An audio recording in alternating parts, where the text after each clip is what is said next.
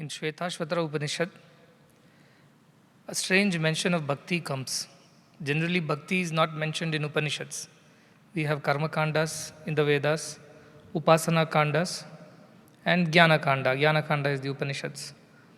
But in Upanishad Shvetashvatara, a mention comes. Yasya deve para bhakti yatha deve tatha guru tasyaite kathita hi artha prakashante mahatmana.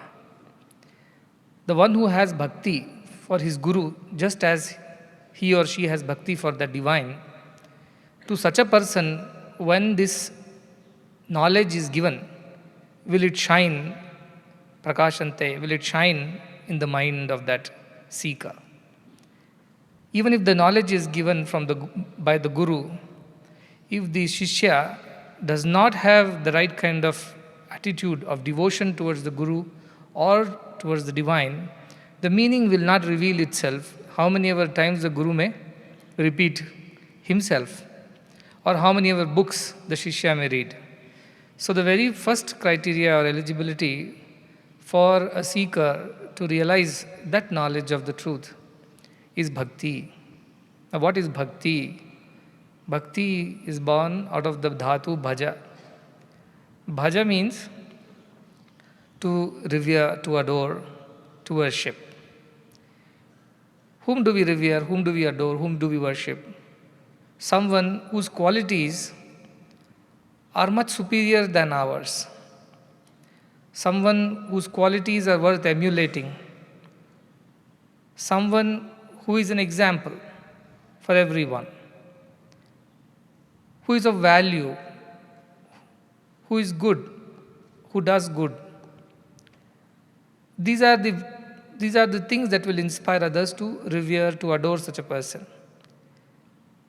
So when we think of God or a guru, we think of them as the supreme most manifestations of the highest virtues that a human can ever exhibit or practice. And above all is selfless love. Because all other virtues are embedded in this one virtue of selfless love. That's why we always keep on repeating, develop selfless love for all. Love is God, God is love. And spirituality to me is selfless love, selfless service. We just heard that what is our way of spirituality? Not just doing worships, not just doing chanting of mantras, not merely doing various kinds of rituals, yoga or austerities. But our definition of spirituality is expression of that selfless love in the form of selfless service to all. God is selfless. God gives everything without any expectations, any desire for any return. If possible, if we understand that love of God, we will develop bhakti for God. But many of us are incapable of understanding the purest love of God. We generally go to God for what reason? When there is a trouble coming our way, we immediately remember God. So God is mostly we treat God as our wish fulfiller, not our well-wisher. We want Him to do what we want Him to do. And if He does that, we develop bhakti. But that's the lowest kind of bhakti that one can develop. It's a very transactional bhakti. Because you get something, you give something. This is a transaction, this is not bhakti. When God gives us without any conditions, out of love, we also must love God selflessly without putting any conditions. That kind of love, that kind of adoration, that kind of reverence for the Lord is true bhakti. Otherwise, bhakti is of various kinds. Guru bhakti is there, Matru bhakti is there, Pitru bhakti is there, Acharya bhakti is there. So you can think of bhakti in varied ways. But bhakti largely begins when you adore someone for what they are, what they are capable of, or what they are doing for everyone. So you see that manifestation of supreme qualities in someone or something, and you develop love or adoration for that person or that thing. So that is the way of bhakti. And the highest of all kinds of love is selfless love. So the one who develops selfless love develops true bhakti, is the basic premise on which this chapter is founded. Now, why between Bhagavad Gita, so far we have been going quite well. And as we mentioned earlier, first six chapters generally deal with work, karma yoga. The next 6 chapters deal with upasana or bhakti. And the final 6 chapters deal with jnana. If we see from our perspective, it is work, worship, and wisdom. The first 6 chapters tell us how to work in this world, because we cannot escape work. Everybody must work. Even the one who says, I don't work, I am sleeping, even that person is working because he is identifying himself with an ego, which makes him eligible for the work and the results of it, karma and karma phala, because of ahankara. So Krishna teaches Arjuna how to work in the first 6 chapters, more or less. That's the larger theme, though many other topics have been covered. But the next 6 chapters, he takes him a little more within, talks to him about the workings of the mind, talks to him about the workings of the universe, talks to him about how one should lead one's life in dedicated devotion to the divine. And slowly he brings Arjuna to realize who he truly is, who Krishna is. And the epitome of that revelation is what we saw in the last chapter. After the Vibhuti Yoga, when Arjuna is curious to ask, can I see that form of yours which you talk about in your Vibhuti Yoga, that you are everything, you are everyone, you permeate the entire universe.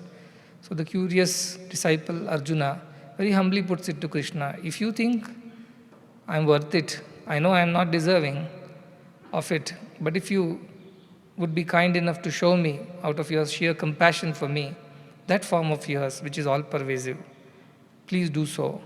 And Krishna also, out of his love for Arjuna and out of a great mission which he wants Arjuna to fulfill, he obliges and gives him the Vishwarupa Darshanam. Now, as we studied, Vishwarupa Darshanam is not about seeing one large form of God with several hands, heads, mouths, eyes, and fire spitting out of the mouth, or people going into his mouth. Those kind of terrible scenes are not the scenes of Vishwarupa Darshanam. Our understanding of Vishwarupa Darshanam is that you see God in everything and everyone. Whichever place you go, you only see the presence of divine. Whomever you meet, you only feel the presence of divine. Whatever work you do, you only do as an instrument of divine.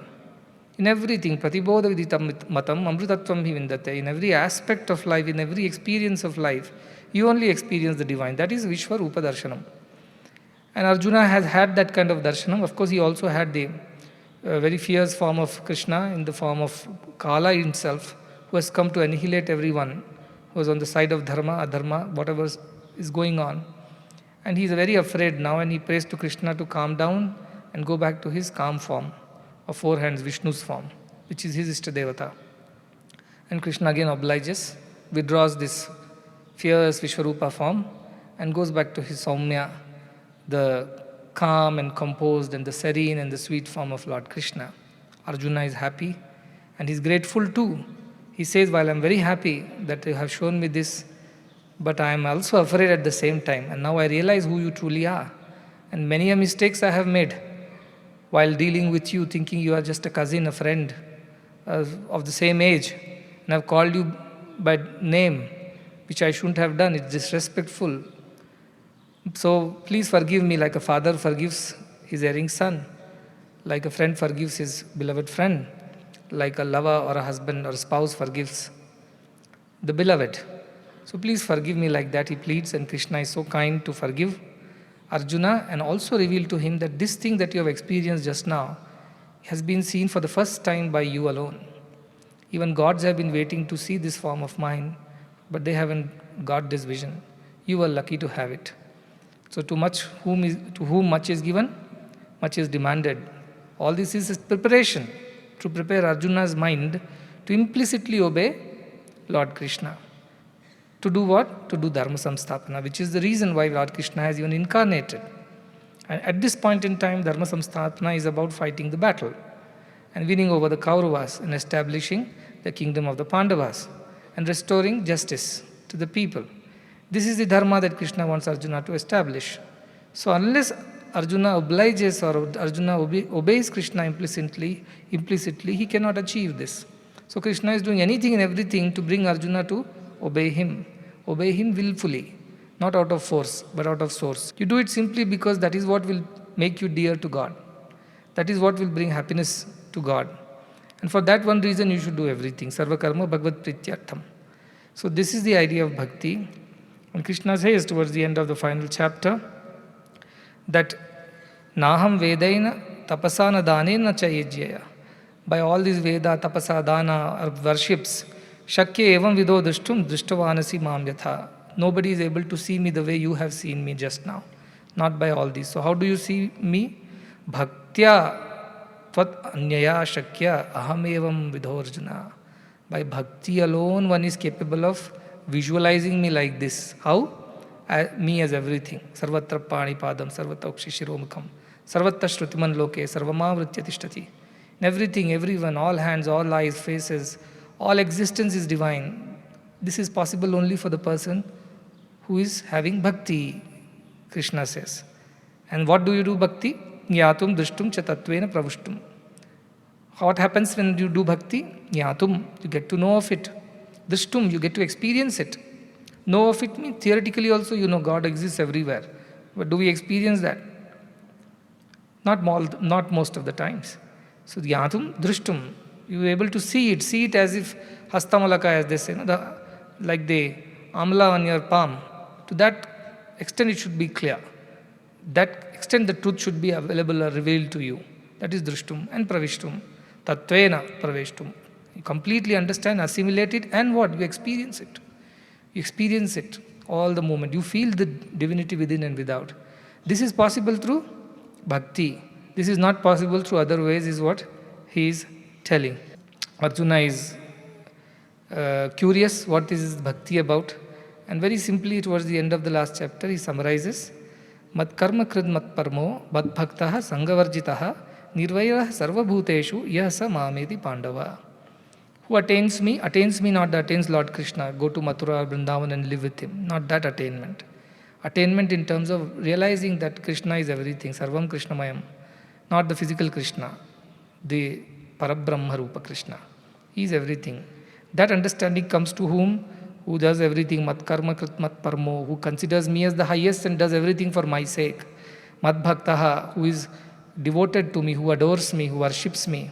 Sangavarjita, who is unattached. And nirvairaha, who has no hatred, no enmity towards anyone. Sarva bhuteshu. Yes, the one who is such a person, Mahameti Pandava, O Pandava Arjuna, such a person reaches me. It means such a person realizes me, no one else. So in short, he gave just 5 qualities here and said these are all things required. These are the preconditions for you to realize that divinity otherwise, which I have made you realize in a snap of a finger by my grace. Didami divyam chakra. I give you divine vision and you realize. But this is not possible for everyone. This is an exception I have made for you. But for all others, what is the way? Develop that bhakti which helps you develop these qualities. Though he mentioned only 5 of these qualities, in the bhakti chapter, there is a huge elaboration of the qualities of a true devotee. Close to 40 qualities are there to practice. And only then Krishna would consider you as his devotee. So that is the beauty of this chapter. Krishna says, whom do I call as my devotee? And not just a devotee. Priya Bhaktaha. Dear devotee, not even dear devotee, Ativa Priya Bhaktaha, dearest of the devotees. Whom do I call? That elaboration is this Bhakti Yoga. Listen to it with Bhakti, because even if I explain to you and you don't have Bhakti, you're not going to understand anything. Fault does not lie with me, does not lie with this book. It only lies in your mind if you don't have that purity and adoration, reverence for the knowledge that this Bhagavad Gita is giving us. Another book that is very critical is Narada Bhakti Sutras. And Narada Bhakti Sutra starts like this. Bhaktim Vyakhyasya. Let me explain. And who is explaining? Narada is explaining to whoever is the disciple over there. And Narada says, what is this bhakti? He says, Yatvasmin Parama Prema Rupa Amrita Swarupacha. This is purest of the love, Parama Prema. Not the love that has some conditions in it. You love me, then I love you back. Not like that. You give me this, then I love you. This is Parama Prema Swarupa. It is beyond all these givings and receivings. Something very different. And Amrita Swarupa, so it's immortal in its nature. Immortal means it does not diminish, it does not get destroyed. It remains the same, come what may, whatever be the situation, circumstances. It's not the bhakti that your desire gets fulfilled, you break 2 extra coconuts on that day. This is not that bhakti, he is saying Amrita Swarupa, because such immortal, eternal bhakti will also make you immortal. You will also attain that amrutatvam. He goes on to say, Yam labdhva puman siddho bhavati, amruto bhavati, trupto bhavati. Siddho bhavati, he has attained everything, there is nothing more to be attained. He has perfected himself or herself. And amruto bhavati, he has attained immortality. There is no death for such a person. Body will die, but the self-realized person does not face the death in terms of destruction. And trupto bhavati, is ever satisfied. There is no desire left, nothing to ask. Yam prapya na kinchit vanchati, na shochati, naramte notsahi bhavati. Such a person does not desire for anything because all his desires are fulfilled in one desire of having known the truth, known God or known divinity. Na shochati, never comes to sorrow. Any loss is not a loss for such a person. He sees everything as himself, everything is divine. And naramate, nor he gets excited and starts enjoying things. So he is not the enjoyer nor the person who suffers. Suffering and enjoyment does not exist for such a person. He is always equanimous. Notsahi bhavati, doesn't get excited. It means doesn't get depressed also. For when things happen in your favor, you get excited.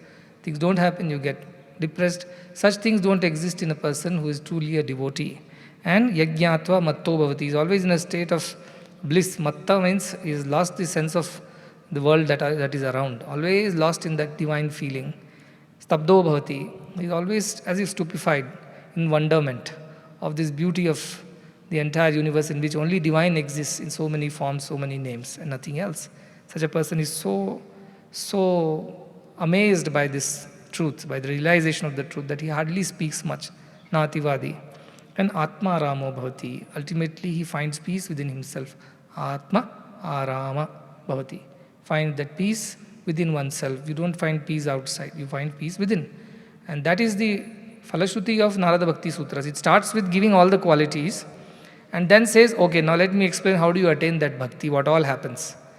Whereas Krishna has started the other way around. He says what all you need to do and what all qualities you will attain because you will do all these things. This is the other way around. Narada Bhakti Sutras straight away puts the goal in front. This is what you will attain if you attain bhakti. Krishna starts explaining how to develop that bhakti, what are the different kinds of bhakti, and how these qualities of bhaktas will start manifesting in such a person who is following this path of bhakti. So let us see what are the various kinds of ways that one can develop or worship God or adore God, revere God, and thereby develop these divine qualities of a true devotee. Arjuna uvacha evam satata yuktaye bhaktastvam paryupasate ye chapyaksharam avyaktam tesha ke yoga vittamaha. Arjuna is a curious disciple. See, that is what is good thing about Arjuna. Generally when I take a question and answer session, I say, do you have any questions? Everybody is mum, silent. No questions asked. And then but somebody starts asking questions, then the next fellow gets the courage and then there is no end to asking questions. But Arjuna is not like that. He's curious to know. He wants to learn. He's not ashamed of asking questions. Even if it sounds stupid, it's okay. So question is important for that child. Teachers should encourage children to ask questions. Even if the child has not been explained this before, if he has not understood, it's the teacher's responsibility. A good teacher will explain. So imagine how many questions Arjuna has asked so far in last 11 chapters.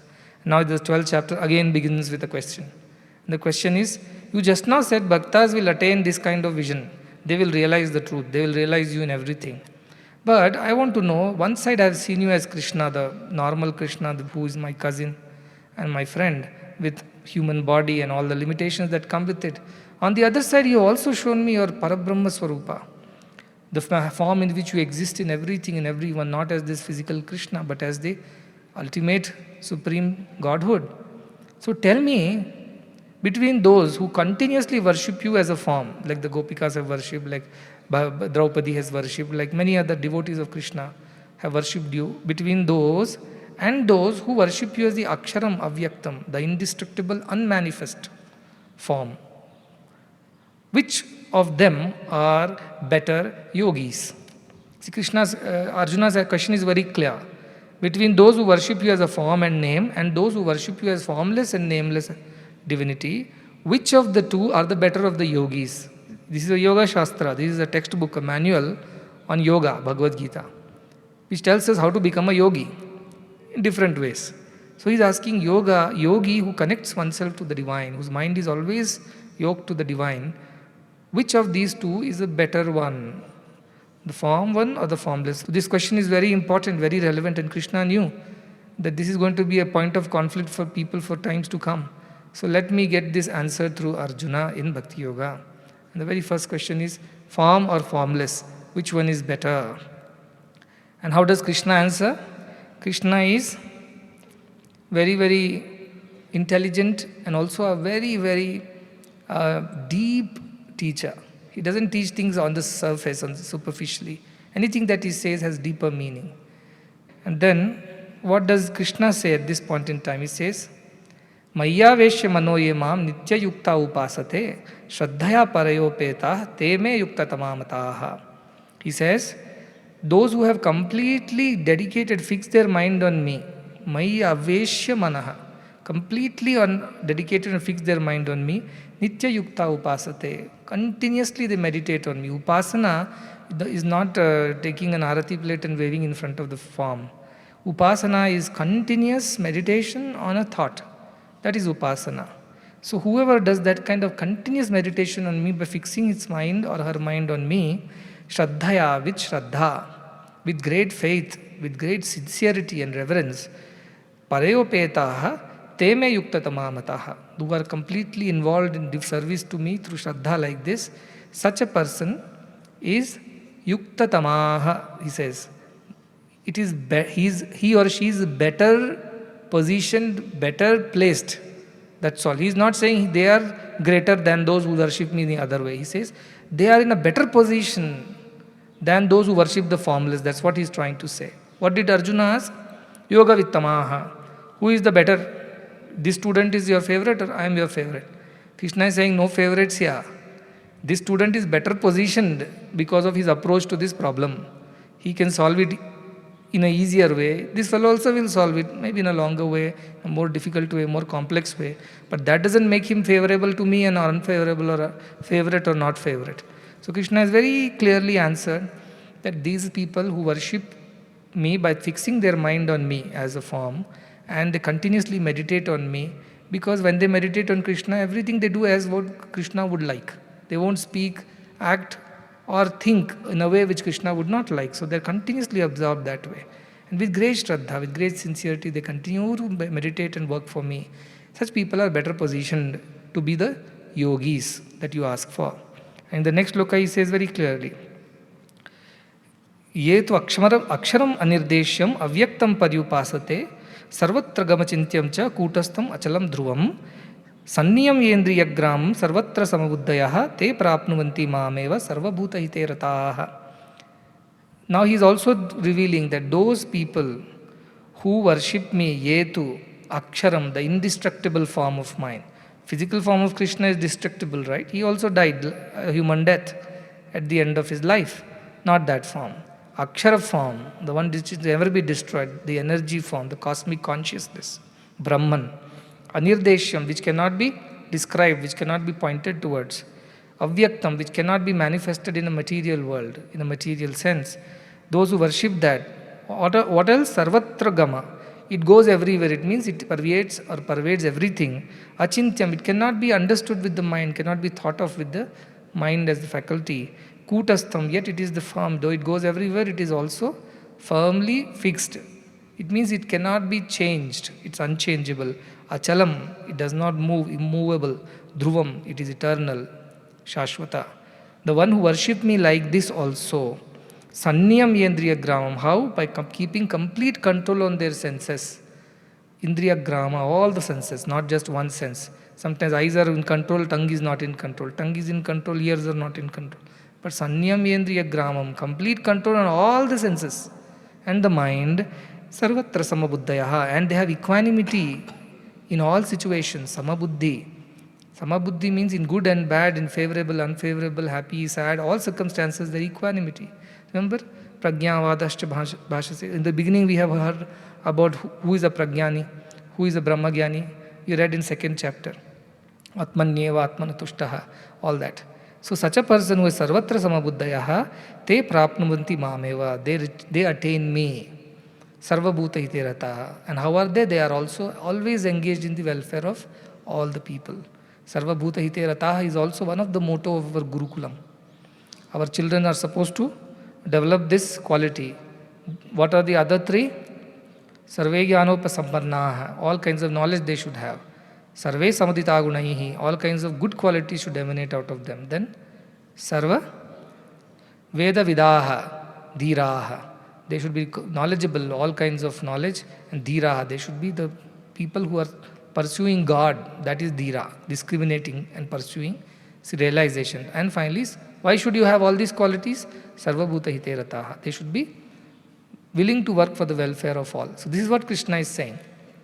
Those who worship me as the indestructible, immovable, the eternal, the ever unchanging, ever present Brahman, and have equanimity of mind, complete control on their senses, and always engage in the welfare of all, they also attain me.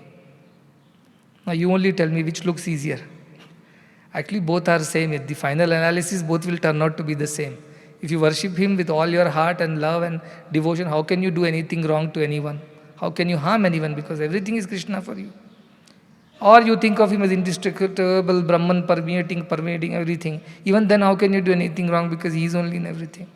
So, between the two, he is explaining to Arjuna, because it's a genuine question. Should I worship you as this form of Krishna, whom I have been knowing for 89 years? Or should I worship you as the Vishwarupa that I saw just now, that you permeate and pervade everything? Which is the better way which is the greater way of reaching you? And he says, both are there. First one is to which worship me, fix your mind on me, completely dedicate all your actions to me, with Shraddha, with faith, think of me, and do everything. Then also you attain me, and those who worship me as the indestructible, they also attain me only. They don't go anywhere else, they don't attain anything. As Ramakrishna would say, as many paths, so many goals. That is, jitne mat utne path. As many ways are you want to go and reach God, that many ways are available. So there's nobody's way is better or lesser. But some may be easier, some may be tougher. That's all Krishna is saying. If you really go back and look at the definition of bhakti by Advaitins, see, we are Advaitins, right? I hope you understand what is Advaita. We have Advaita, we have Vishishta Advaita, we have Advaita. Dvaita is form and name. Vishishta Advaita is in between. Yes, there is a God which is indescribable, infinite and all that. But he also is present as a spark in every jiva. But jiva is not Brahma, that is very clear. Dvaita, jiva is jiva, Brahma is Brahma, let us not mix the two. Vishishta Advaita, jiva is a part and parcel of Brahman. And Advaita is jiva and Brahma are not different from each other. Just another modification. That's all it is. The Advaitins will think of this indestructible Brahman and worship that Brahman or meditate on that Brahman. Dvaitin will think of a form and name. They want to do Archana, Vandana, Pujana. That is their way. So this is the doubt and question. But Shankaracharya, he says very clearly, Moksha Karana Samagriyam Bhaktireva Garishasi. Of all the ways to attain moksha, moksha is the goal of life, right? I hope everybody remembers and knows it by now. Mohakshaya, that mukti is the goal of life. Whatever we do is only for attaining that. So for all the way, amongst all the ways to attain that moksha, bhakti is the best way, Shankaracharya is saying. Now all those dvaitas will jump in joy. See, I told you bhakti is important, we need a god and a goddess. Otherwise you can't attain moksha. Then immediately Shankaracharya clarifies. Swaswarupa anusandhanam bhakti ritya vidhiyate. Is from Viveka Chudamani. He says, but what is bhakti? Let us understand first. Swaswarupa anusandhanam. To search, to investigate, to inquire who you are, who you truly are. That is bhakti, he says. Not inquiring which god is in which temple is more powerful, which god fulfills more wishes. That is not bhakti anusandhanam. Who are you? Who am I? As Ravana Maharshi would say, who am I? That is true bhakti. So this is the highest bhakti, Parama Prema Rupa, Amrita Swarupa. This is the bhakti that you know who you truly are, and then you finally realize by investigating you are none other than Brahman. Jivo Brahmaiva Naparaha. It's only a modification. Like gold can be modified into various ornaments, but it's all gold at the end. Like that, Jiva and Brahman are not different. This is the investigation that you must do and find the answer. So that is his idea of bhakti, of Shankaracharya. But at the same time, Shankaracharya has written a lot of stotrams. Some of them we also chant. You have on his Guru he has written, on Devi he has written, on Shiva he has written. Name it, Annapurna Stotram is there. So he also has acknowledged the idea that that same unmanifest Brahman can also be manifest Brahman in the form of gods and goddesses. But you must see the deeper significance. You should not see it superficially. You must see the deeper understanding. So Arjuna does not have deeper understanding still. That's what it means. Otherwise, why will he ask this question? So he is asking this question that between the two who worship you as a form and those who worship you as a formless, who are the better yogis? And Krishna answers, see, those who worship me as a form, they are in a better position to reach me easily. The other ones find it a little difficult. That's what he tells in the next sloka. Kleshodikataras tesham avyaktam saktachetasam avyakta hi gatir dukkham deha vadbirvapyate. Klesha, difficulties are more. For whom? Those who are dedicated or devoted to my formless aspect. It is difficult. Klesha is a more difficult path for. Why it is difficult also Krishna explains.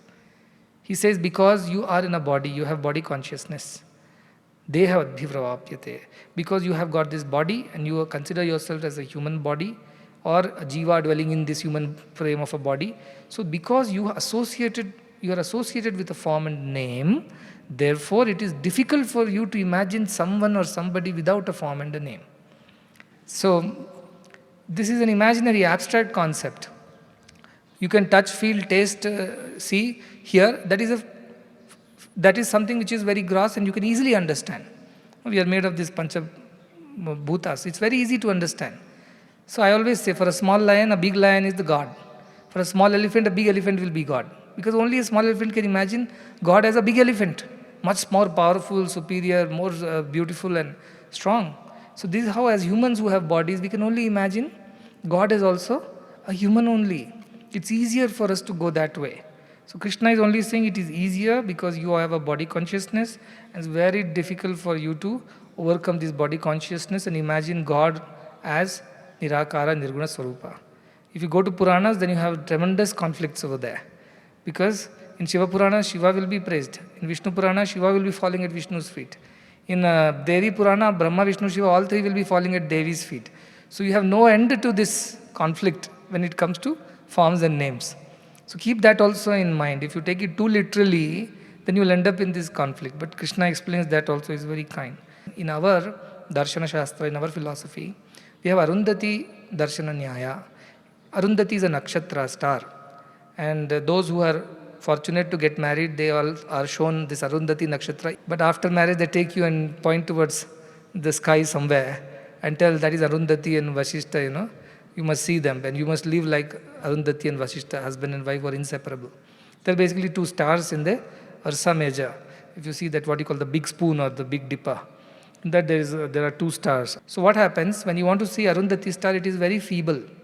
But this star, Vasishta star, is very brighter, it seems, in the sky. So if you also can go and do this, you go and see that big spoon and then try to go and see this star. So there is a pair of stars at the handle of the spoon. And you will realize that one is brighter, one is a little dimmer. You can't see the dimmer star Arundhati. So what do you say? You point towards the brighter star Vasishta and tell next to it is that Arundhati star.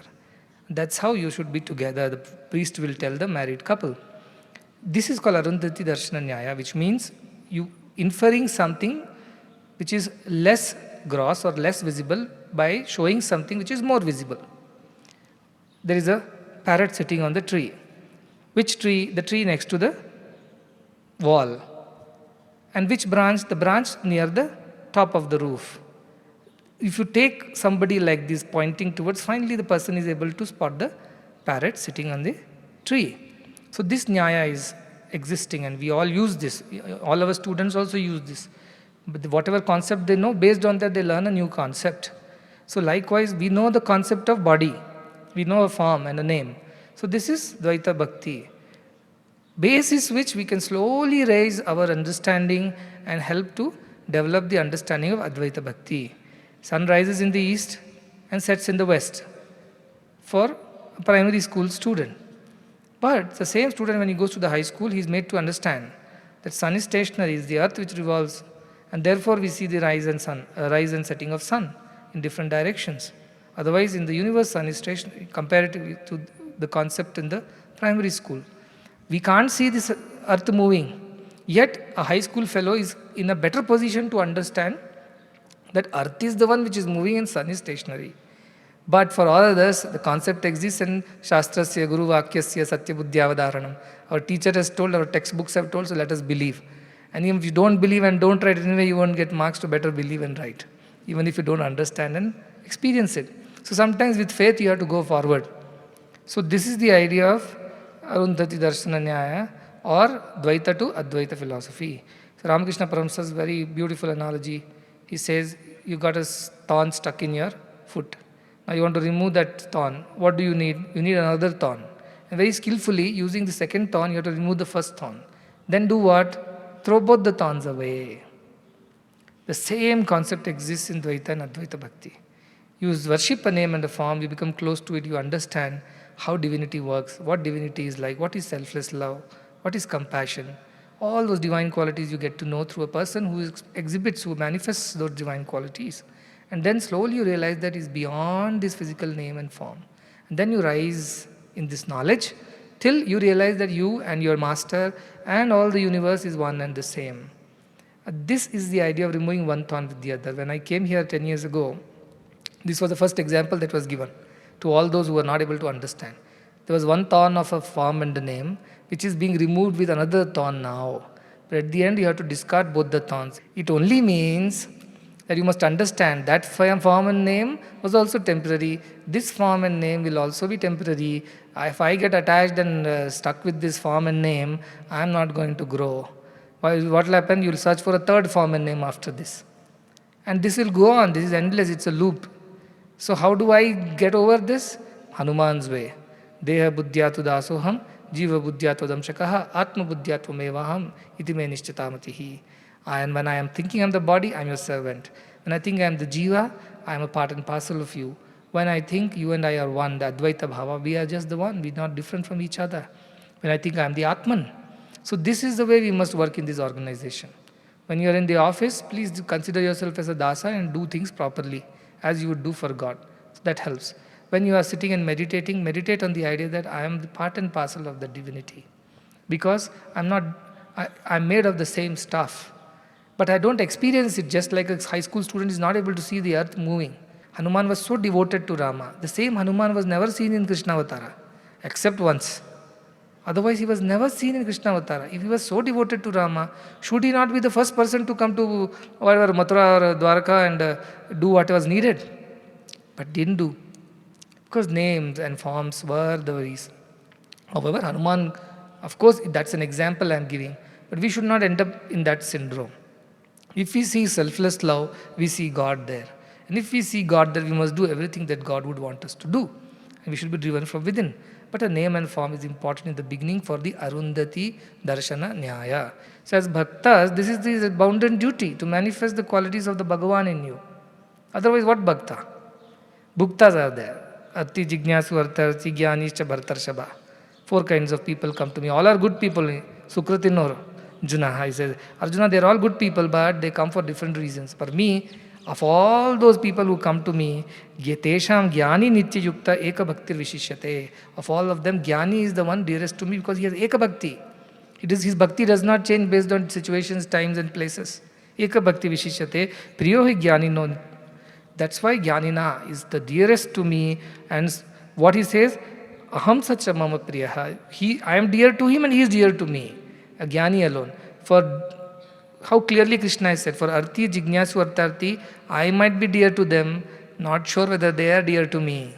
But Jnani are dear to me and I am dear to them. That is what I am saying, what is Bhakti. Bhakti is not about I am dear, God is dear to me. Bhakti is about I become dear to God. That's why dearness is Bhakti and dearness leads to nearness. This chapter is so sweet, though it's a short chapter, yet it is so deep and so sweet.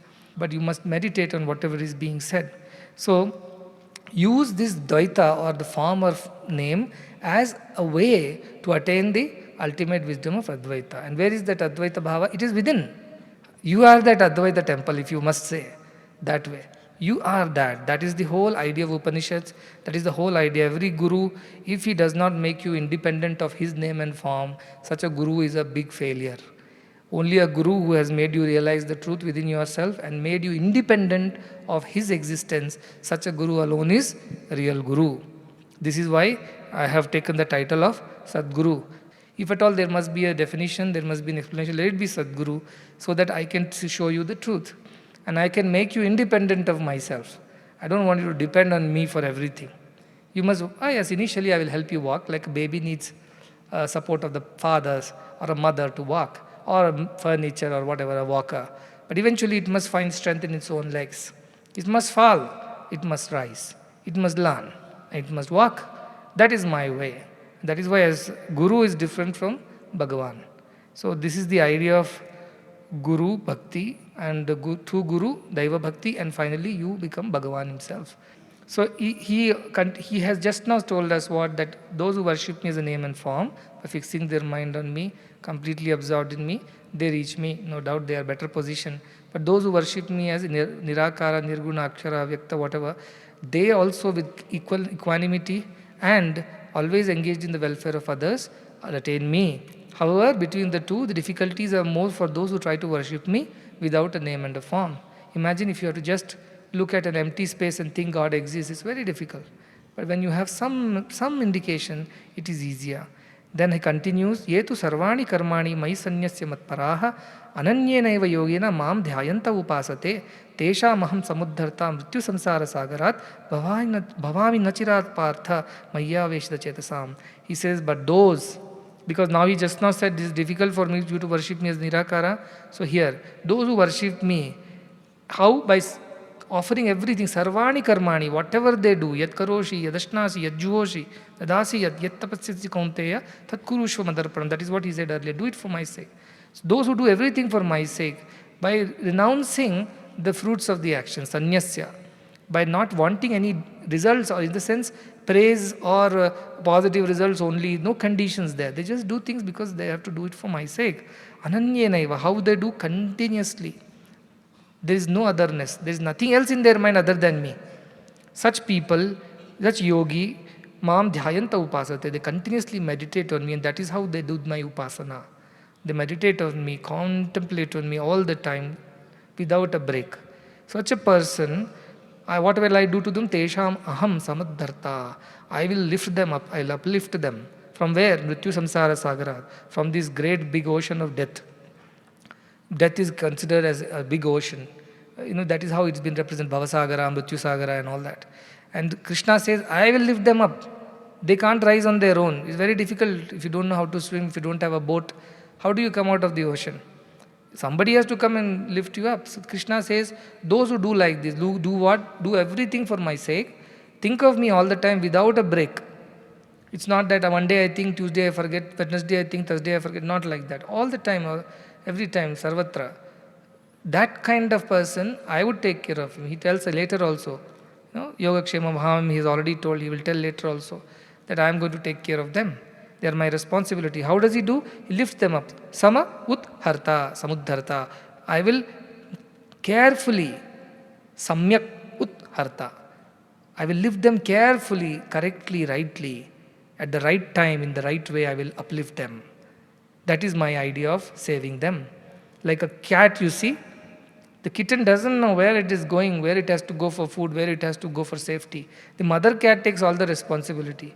And the same teeth, fierce teeth of the mother cat which tears the rat apart, carries the kitten so carefully. You should see that, watch that. That is a sight to see. How carefully the mother cat carries the kitten by holding the skin at the neck and takes it and places it where it needs to go.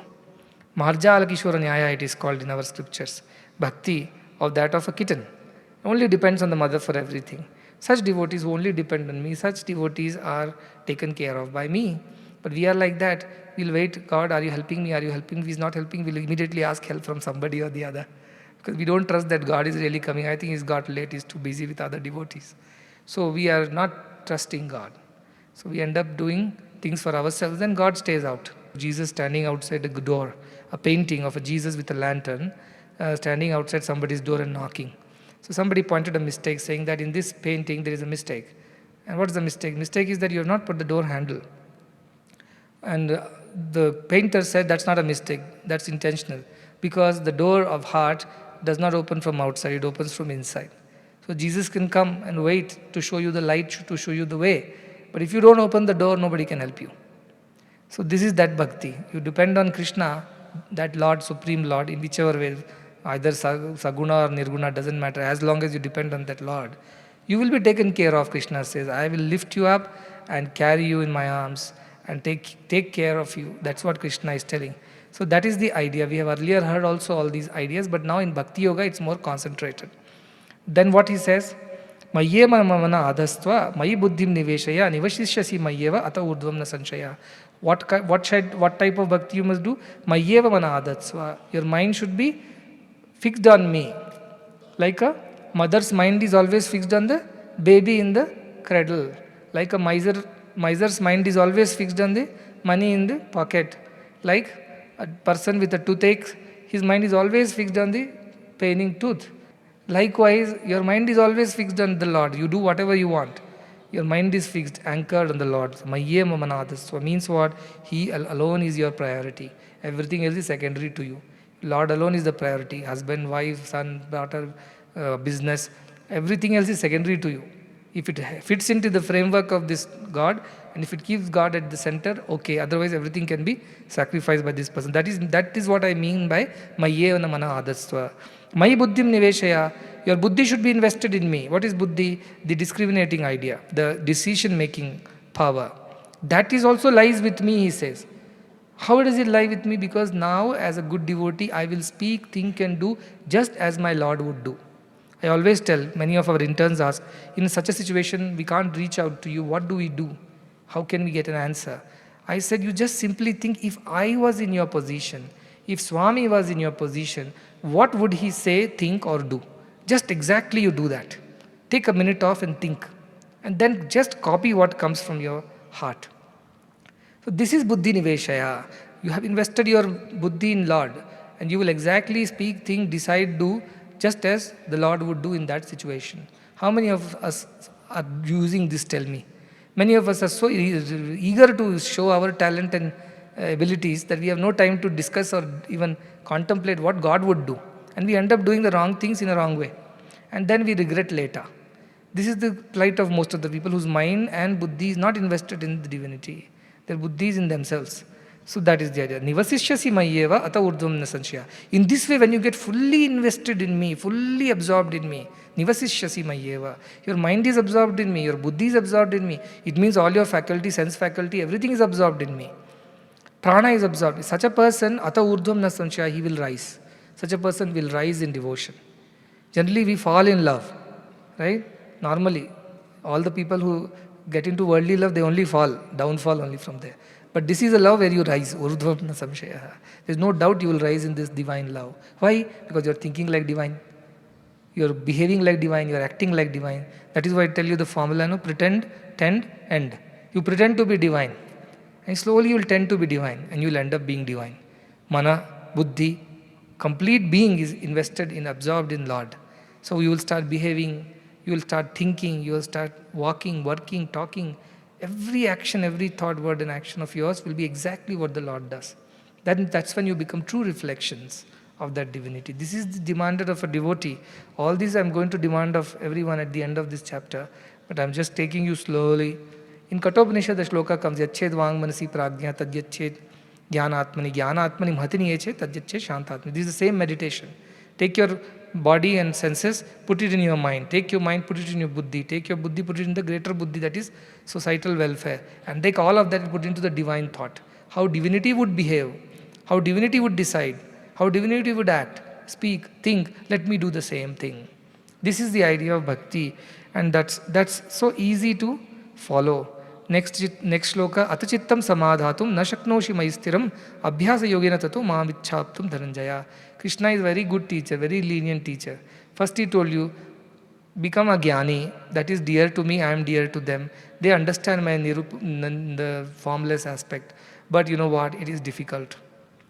So this nirguna, nirakara upasana bhakti is very difficult. So let us, no problem, you do saguna bhakti. Saguna but nirakara bhakti. How? He is aviktam, anirdeshyam.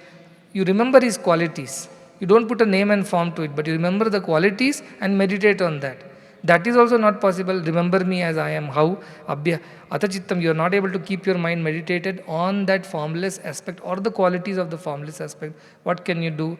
Abhyasa yogena tato. Do some practice. Here, abhyasa can be understood in many ways. One is continuously trying to bring back the mind to the thought of that divinity. It deviates, you bring it back. Deviates, bring it back. That's what I tell the children. Don't worry, your mind has deviated. Just bring it back. The first level of meditation is be a witness. Drigadrishya viveka, witness, consciousness. This is seen, eyes are the seer. Eyes are the seen, mind is the seer. Mind is the seen, Atma or the consciousness the seer. There is no seer for the Atman. That is the idea. That is witness consciousness meditation. That is nirvikara, nirguna bhakti, or nirguna upasana. Then saguna upasana is what? God is unmanifest, aksharam, anirdeshyam, avyaktam. I must remember that. I see Swami, but I must not see him only as the physical Swami. I must always remember behind this physical frame, there is this unmanifest divinity which is moving around in a form. This I should not forget. That is the second type of meditation. Third is saying, that also is not possible. Why? 2 days you remember that Swami is Nirvikara, Nirguna, Nirvikta.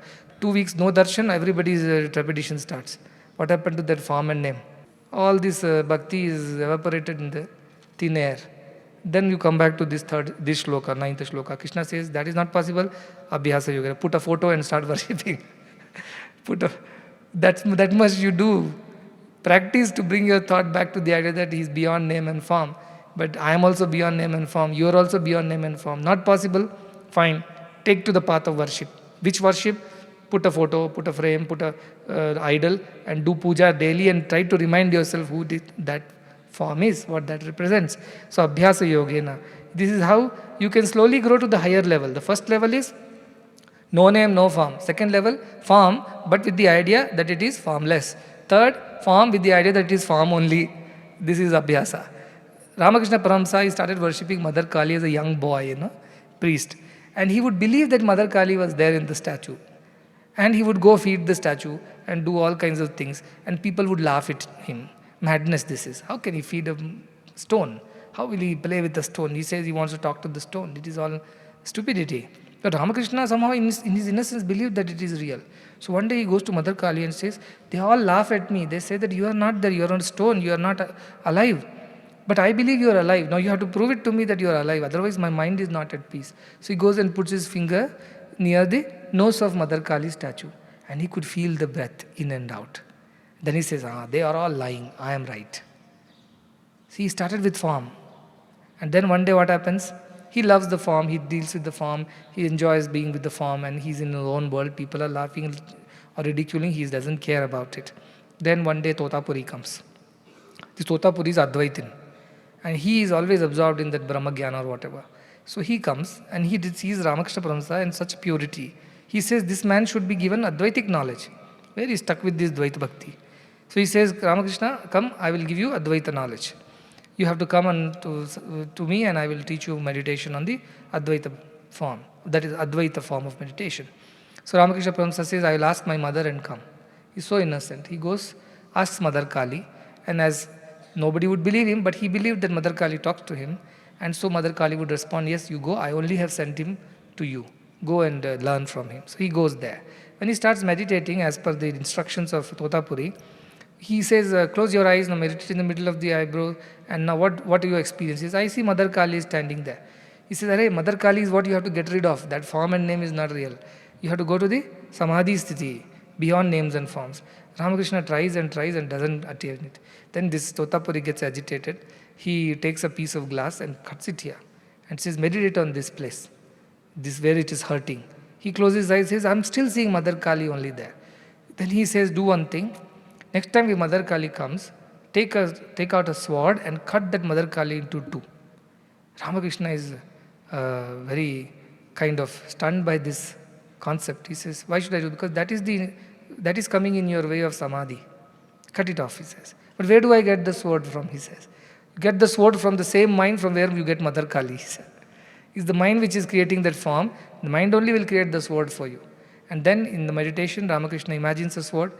It seems he cuts that form of Mother Kali into two, and she disappears from the form, and he attains the formless bhakti. He attains the nirakara, nirguna samadhi sthiti. And he attains it so quickly that Totapuri is astonished this time. It took 40 years for me to get to this stage, and here is this young boy just gone into samadhi like that. And 3 days he stays in samadhi till the Rani Rasmani and others get very worried.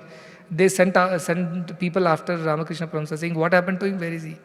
And then finally they persuade him to come out of the samadhi. Otherwise he had just gone into one samadhi sthiti.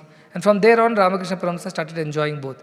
But now whenever he sees Mother Kali, he also knows that she is the formless aspect of divinity. So Totapuri comes and falls at his feet now. He says, you are Mahan. How did you attain this? He said, he shows a serpent and tells the serpent that is coiled and the serpent that is moving, both are serpents only. That mother which runs this universe as the formless and the mother who stands in front of me as this statue, both are one and the same only. So he teaches this bhakti that Jiva and Brahma both are Brahman only. Shankaracharya, Jivo Brahmaiva Naparaha. He says that same thing he is telling.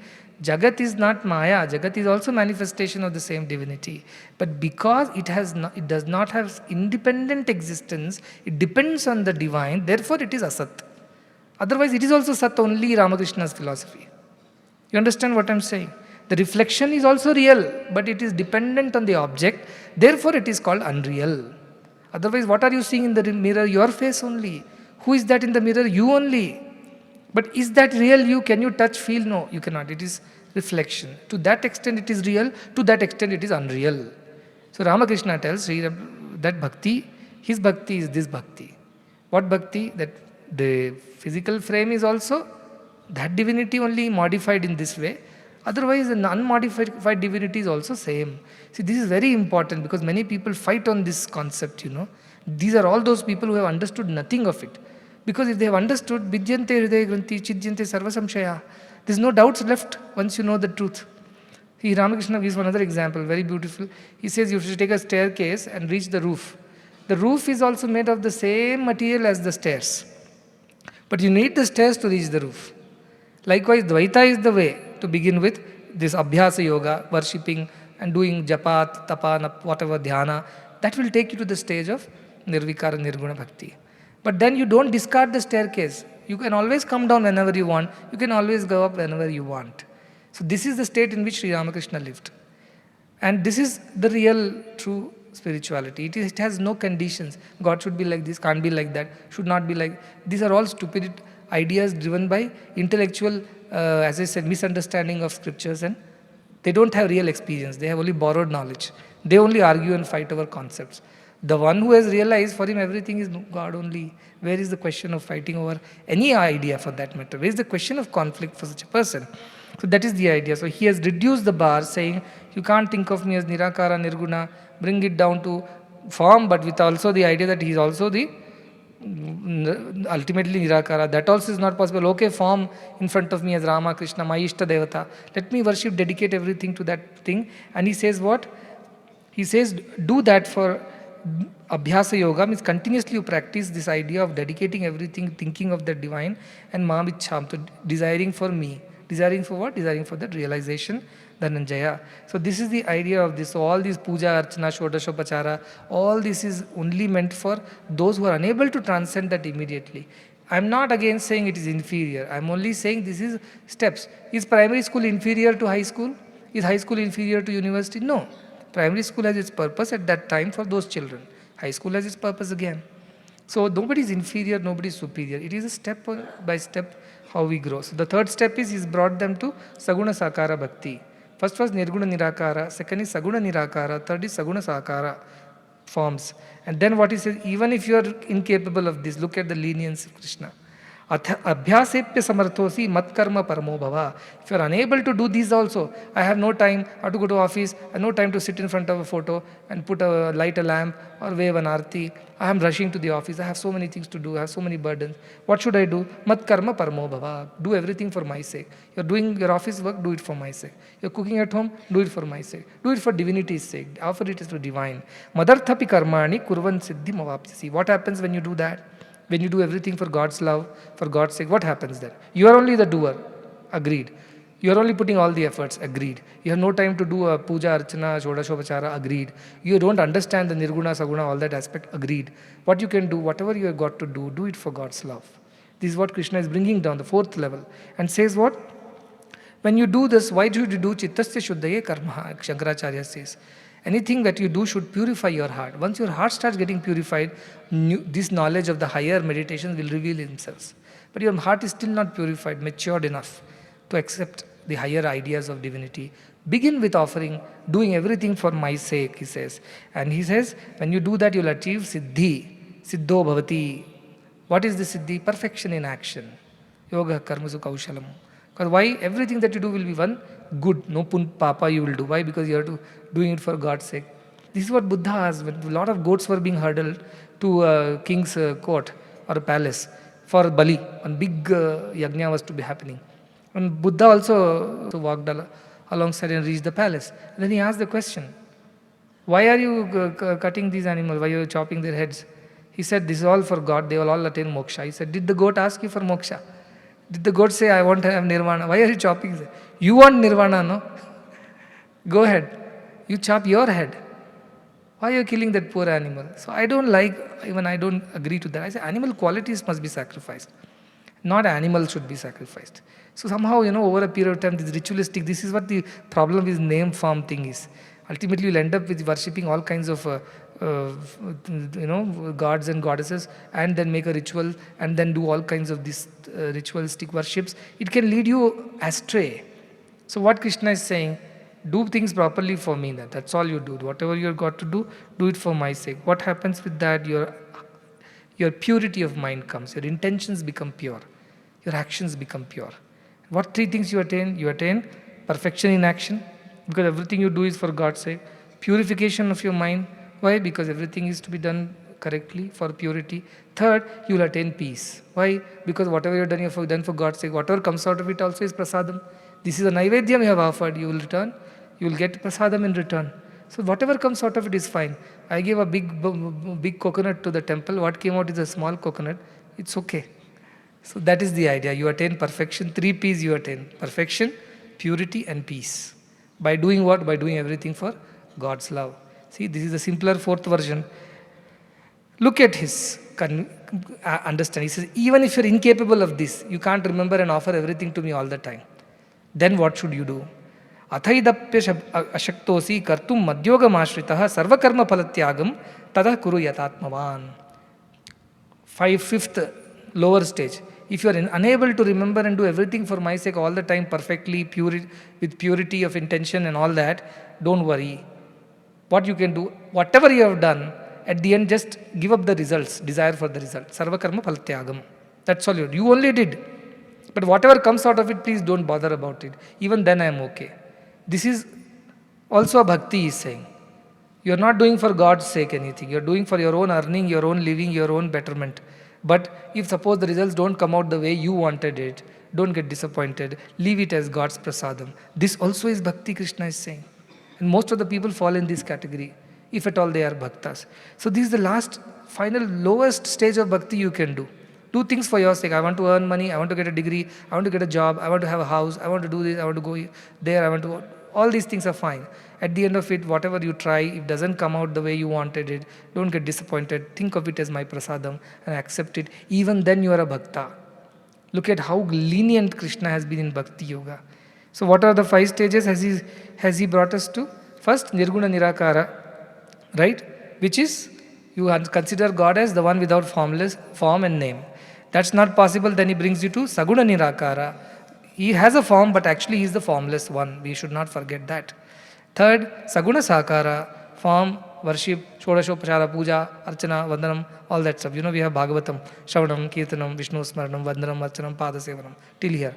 Dasyam, Sakhyam, Atmanivedanam, finally. So he's telling, do any of these things, it's okay. You are not capable of that, you don't have time, you don't know how to do rituals. What should you do next? Whatever actions you're doing, offer it. You remember the story of the farmer? 3 times he remembers Narayana in the whole of the day. Whereas Narada claims to be a greater devotee, when he has a pot of oil to carry, he forgets Narayana, doesn't even remember Narayana once also. Then Narayana says, he is a better bhakta down there. You are the Abhyasa bhakta, continuously chant my name when you have no work to do. But the moment you have work to do, you forget me. Look at that farmer. He is busy with his life's chores, yet 3 times in a day he remembers me. He is good enough a bhakta for me. So that is the idea. He brought it down to Saguna Sakara Bhakti. Then he comes to Nishkama Karma Bhakti. Do karma, but do it for my love. Don't do it for your sake. Why am I raising my children? For God. Why am I working in the college? For God. Why am I treating the patients? For God. Everything is for God. That also is not possible. 4th level. Do whatever you're doing. Why I am working? For earning a salary. Why I am working? To get a promotion. Why I am working? To build a new house. Why I am working? To get some awards and rewards. Fine. But if you don't get an award and reward, if you don't get a salary increment, if you don't get a promotion as you decide, don't get disappointed. Think of it as prasadam and accept it. This is the 5th level of bhakti. That is sakama bhakti. Sakama karma bhakti it is. Beyond that, no bhakti, only bhukti remains. No yoga, only bhoga remains. Then he comes to the next sloka. It's slightly tricky and you must pay attention. Shreyo hi jnana abhyasat jnanat dhyanam vishishyate dhyanat karma phalatyagah tyagat shanti anantaram. He says, now what it feels like, the best bhaktas are who can meditate on nirguna nirakara and attain that. Right? That's what it sounds. Second type of bhaktas are those saguna, but they remember he is nirguna. 3, saguna and sakara bhaktas, form and name devotees. Then those who can't even do that, but they do everything for God's sake. 5th, they do for their sake, but at least they are accepting the results as it comes without demanding anything. 5 types. Krishna says, so who is superior? You feel nirguna nirakara is superior. But Krishna says, of all these things, the last ones who can give up the fruits of the actions, they have the easiest way to reach. Then you will say, this makes it a lot of sense, right? You suddenly get encouraged. That I can't go beyond this level, but this level is good enough, Krishna is saying. What he says, Shreyahu jnanam abhyasat. Jnanam means the knowledge. Abhyasa means simply worshipping, ritually worshipping and doing things. Better than this is knowledge that though he is saguna, but he is also Parabrahma. That knowledge should be there. Jnanam abhyasat. Jnana dhyanam vishishyate. Better than that is dhyana. Dhyana means you have become one with that. Dhyeya, dhyana and dhyata. All 3 become one in that state. You can be that too. That is greater. But you are not able to achieve any of the 3 things. You will say, I am an inferior being. He says, no. Of dhyana also, karma phalatyaga is greater, he is saying. Suddenly he puts the 5th step on the top. All of a sudden. Why? He is seeing Arjuna sinking in his spirits. No, this birth, not possible. Then he says, don't cry. Don't give up too soon. Actually, karma phalatyaga is the best way. All that is good, but this is the best way. He immediately turns the table and favors Arjuna this way. See the sweetness of Krishna, I am saying. Dhyanat karma phala tyaga. Why? Because tyaga shanti arantaram. Because the moment you sacrifice your karma phala, immediately you attain peace. Why are we doing anything in this world, you tell me? Dukkha nivritti, sukha prapti, they say. To avoid sorrow and to attain happiness. But truly what you are trying to do, you are trying to maintain peace. So even if you have happiness, you get excited, your peace is lost. You are always excited. Or if you don't get what you want, you are in sorrowful state, your peace is lost. Ultimately, we want peace. Truth is that we all want peace. That is why we do whatever we do. But we can't attain it easily. You can attain it when you become one with the divinity. You are the very embodiment of peace. Otherwise, the easiest way is what? Karma phala tyagam. I have done my best, leave the rest to God. But without doing the best, don't leave the rest. See, many children are taking it very lightly. They have not done their best. But they say, God is there to protect me. After all, He is the mother, father. God is also no less. If you try to play with fool with God is a better dramatist, He can do better acting than you. So many people don't do their job and then they expect God to take care of everything. It's not right. So karma phala tyaga leads to shanti, is saying. Remember a shloka in Kathopanishad when he says, na virito duscharitat na ashanto na samahitaha na ashanta manasopi pragyanena mapnuya. Because even the meditator, if he meditates with the demand, I must immediately realize divinity. At the end of the meditation, I must experience some supernatural things. I must have some sensations and siddhis. What has happened to his meditation? It's gone waste. He says, that is why Shankaracharya's commentary was so beautiful. He says, na avirato. Those who don't give up doing bad things, they cannot attain this prajnana. Who else cannot attain duscharita? Who are engaged in bad behavior.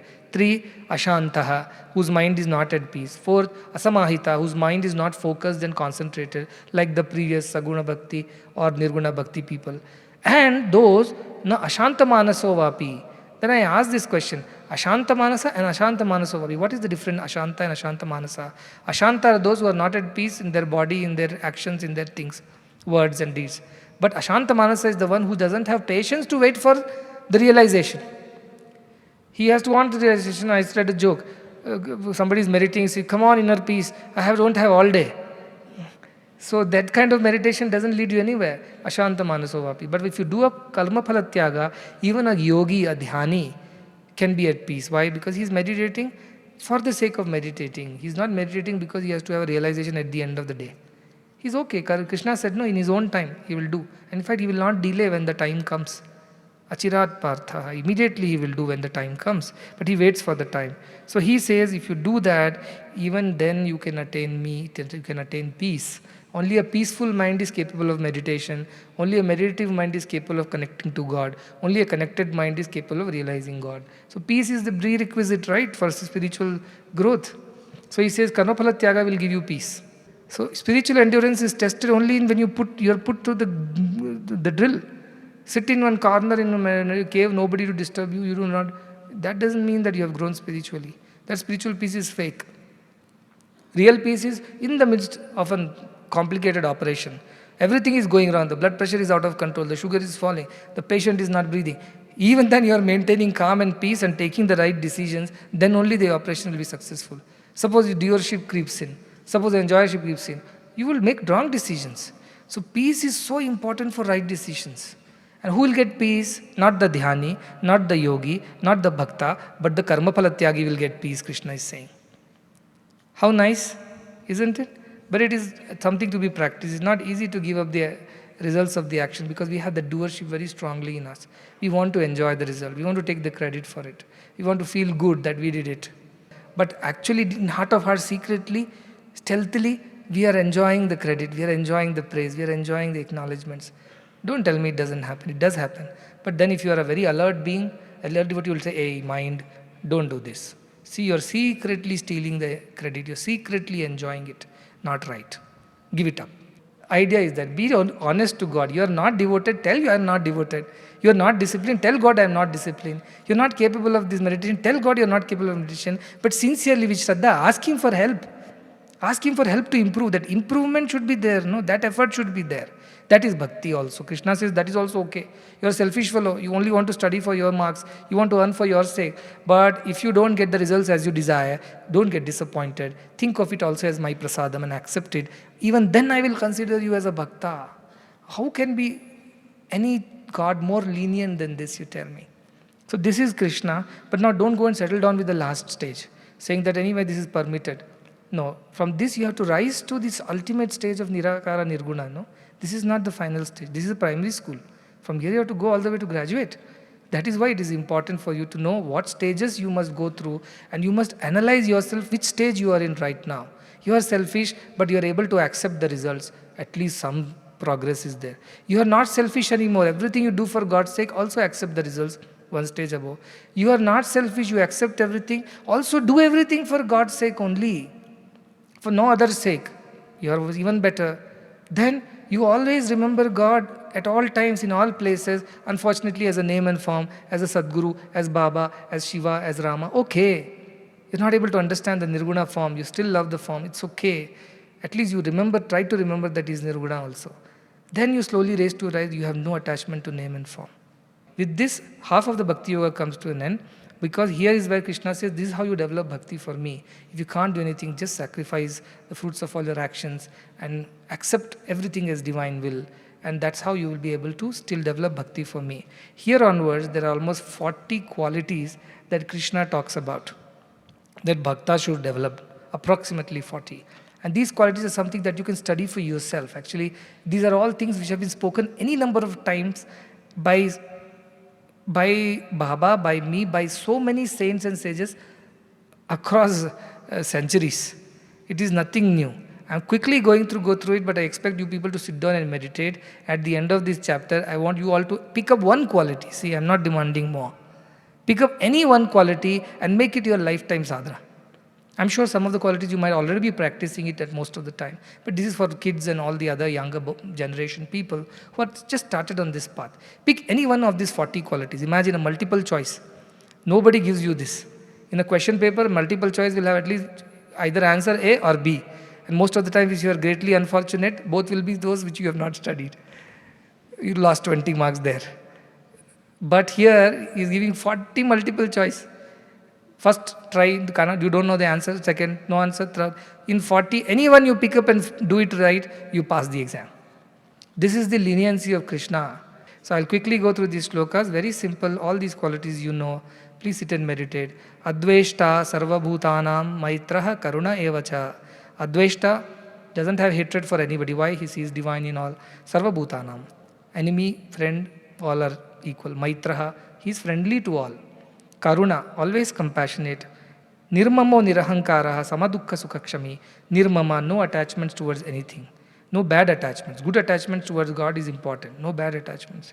Where your thinking gets clouded, your peace gets destroyed. Not such attachment. Nirahankaraha, no ego. Ahamkara, mamakara. These are the two big problems. No ego. They are very humble. All great people are very humble. Nirahankara. In fact, Saint Francis was asked, why were you chosen for this mission?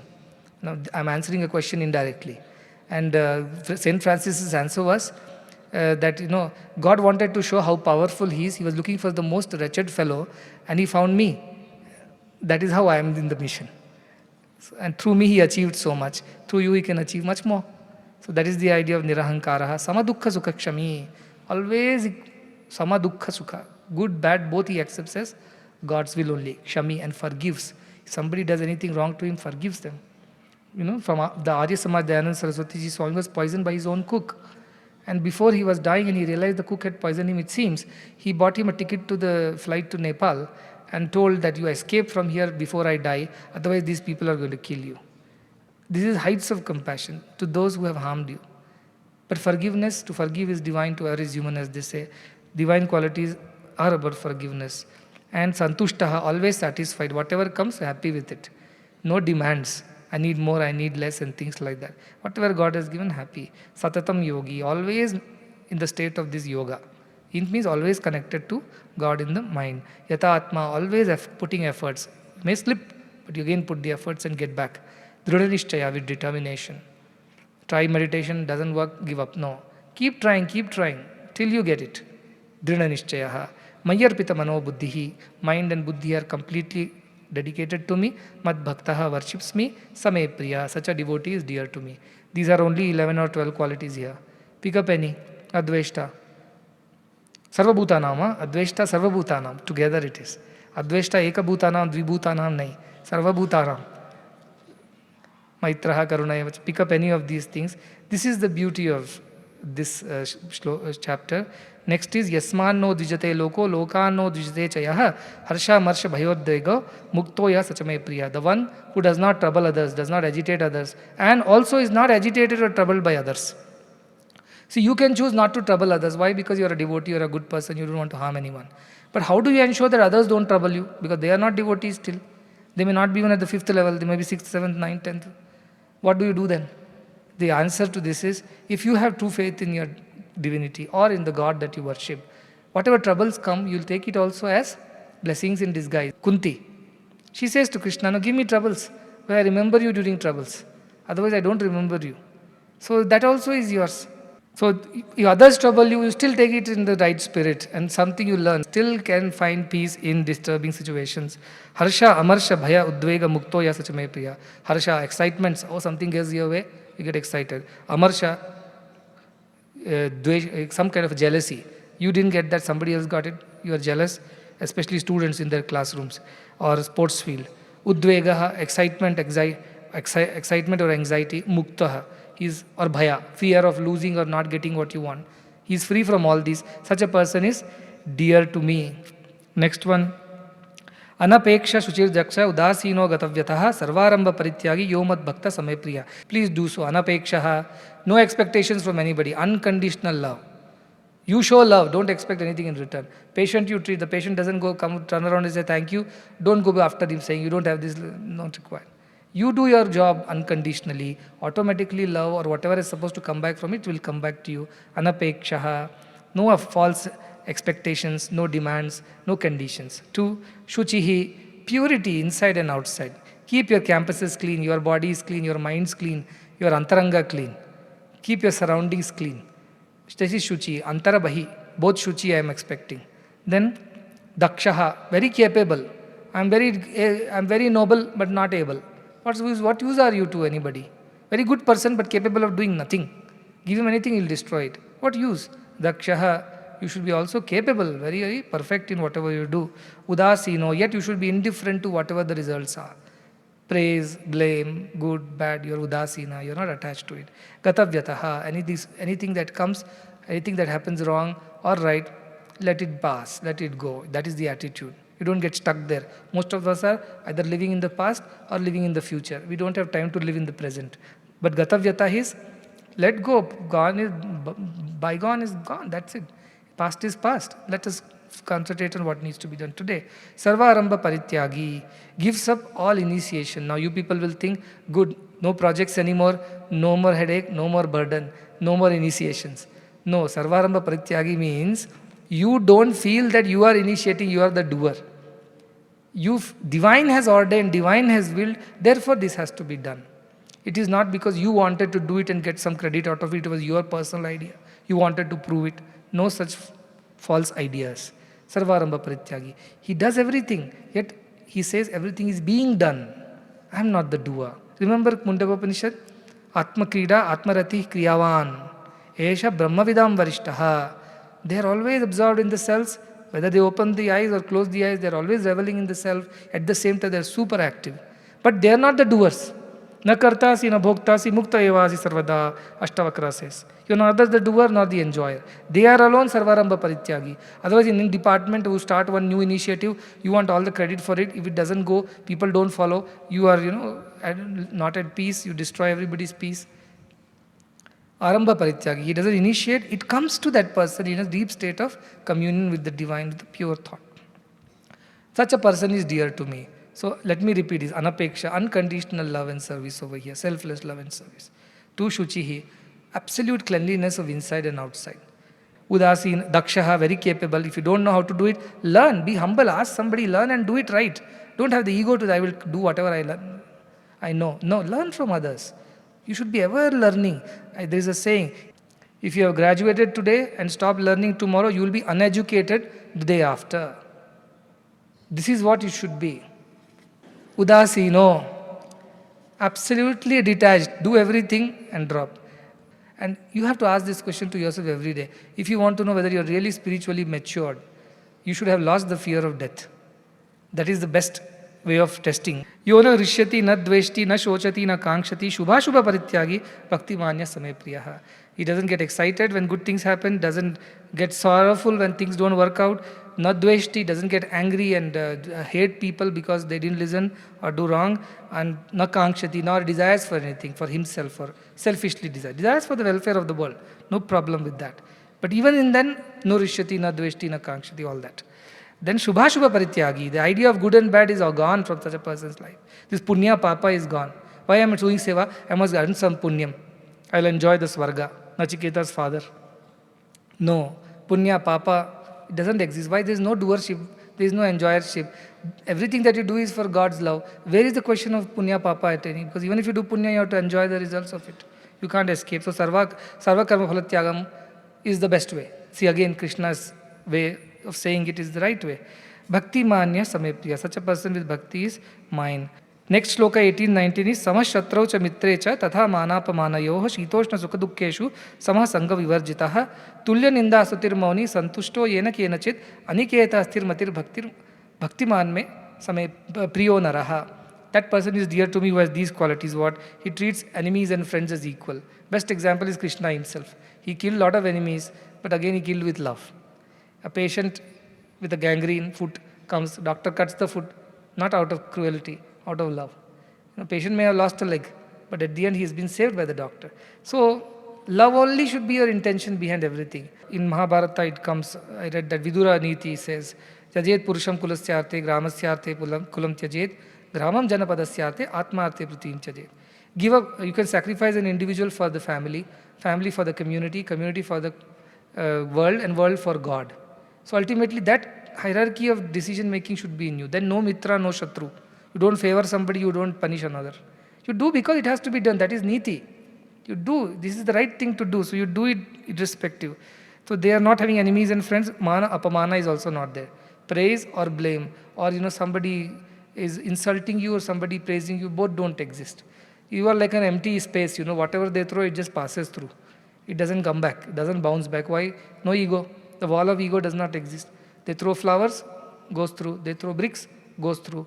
So that is the kind of bhakta he must be. Shitoshna sukha dukkeshu treats Shita Ushna, heat and cold, Sukha and Dukkha.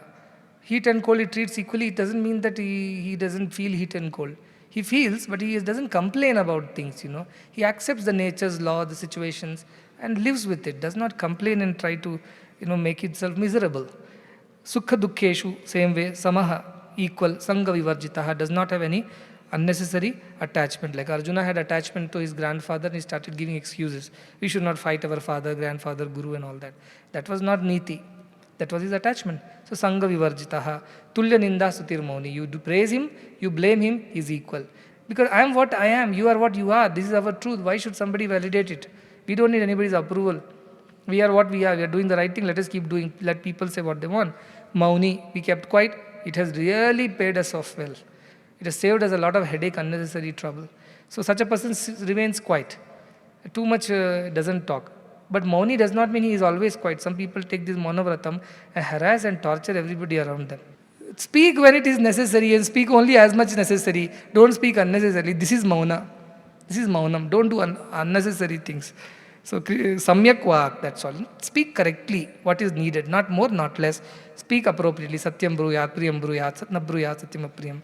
Simple rules. Aniketaha, santushto yona kenachit. Very important. He is happy in somehow. Give him full chapati, he is happy. Half chapati has come, other half he'll drink water and be happy. Quarter has come, he'll eat half a quarter chapati and drink 3/4 water and be happy. That is the attitude of this person. In all situations is okay. I'm okay. That I always tell, like water, fits everywhere. No conditions, no demands. Aniketa, he has no home, he's homeless. So all homeless are devotees? No. What it means is that he doesn't consider this as his home. This world is not our home. God's place is our home. Divinity is our home. We are paradesi, we call it. We are in a foreign land. That is his idea. Honestly does not attach himself to properties and places and people. Sthir matir, always his mind is in steady state, not devoted extra when he has been praised and given boons, not getting angry and loses devotion when things are not his way. So such a person is Priyo Naraha, that person is dear to me. And final shloka, Ye tu dharmamritam idam yathoktam paryupasate shraddadana matparama bhaktaste ativa me priyaha. These are all dear devotees, but the dearest devotees are who, this last shloka tells, those who dharmamritam, this is the nectar of dharma. What is dharma? Dharayati the dharma. That which protects you, that which holds you, that which provides for you, that which supports you, that is dharma. Bhakti's dharma is Krishna has taught today. A dharma of a bhakta he has taught us today. What is dharma of the Bhagavan? Ananya chintayanto ma, yejana paribha, tesham ityavyukta. All that is Krishna's dharma. What is our dharma? Have you ever asked? Swami is supposed to do all this for us. What are we supposed to do for Swami? Ask not what Swami can do for you. Ask what you can do for Swami. That is Bhakta's dharma. When you come to Swami, you come with the question. What is the question? What else can I do for you? How else I can be a better devotee? What else I can do for you? This is the question you should ask. Not come with the hidden question behind. What else you can do for me? How else can you help me? No, that is not dharma. Dharma amritam nidam. This is dharma of a bhakta. How a bhakta ought to behave, ought to be. This is his dharma. Only then you will be called a bhakta. Like fire's dharma is to burn. If it can't burn, it can't be called fire. Unless a bhakta manifests these qualities, he's not a bhakta. Don't claim yourself to be bhakta. God should call you bhakta. Yathoktam paryupasate. Who are those who follow this dharma as it has been intended and said? As it has been intended by me. No, your intention and God's intention sometimes don't match. I may mean something, you understand something else because of your clouded mind. But his mind is connected with God. Yached vang manasi prajna. His mind and God's mind is one. So yathoktam, as God Krishna has intended and said, that is exactly how that bhakta is going to follow. Paryupasate. In the right way, he will practice it. Shraddha dana, with great shraddha. Not out of force, not out of obligation, not out of doership, not out of enjoyership, not out of any desire to gain proximity, closeness, nothing. Shraddha. Just out of sincere faith, he will follow mat parma. Why? Because I am the supreme most for such a person. Nobody is greater than me in his or her life.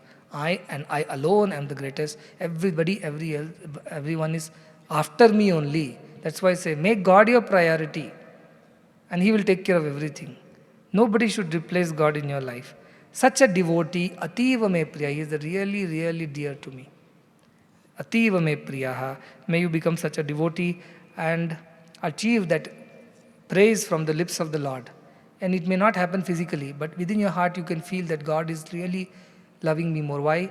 Because the more God loves you, the more you will be able to love God. It is God's love only which is reflecting from your heart. Some students say, can't develop devotion for Swami. I don't know what's wrong. Practice some of this and see, devotion will come, love for Swami will come. And Swami's love for you also will grow. And it is like self-fulfilling, This will perpetuate that. And this is how it becomes deeper and deeper and deeper. It is a mutual thing. And so I will close again with Narada Bhakti Sutras final comments. When you become such a bhakta, what happens? Of course, you have gained the dearness of the Lord. What great achievement is that? To find God ultimately, to attain God is the greatest achievement in life. And how do you attain God? Not by you going. He has to come to you. He has to reveal. Yamayvesha vrundate tena labhyaha. Tasyaisha atma vrundate tanum swam. He has to reveal himself to you.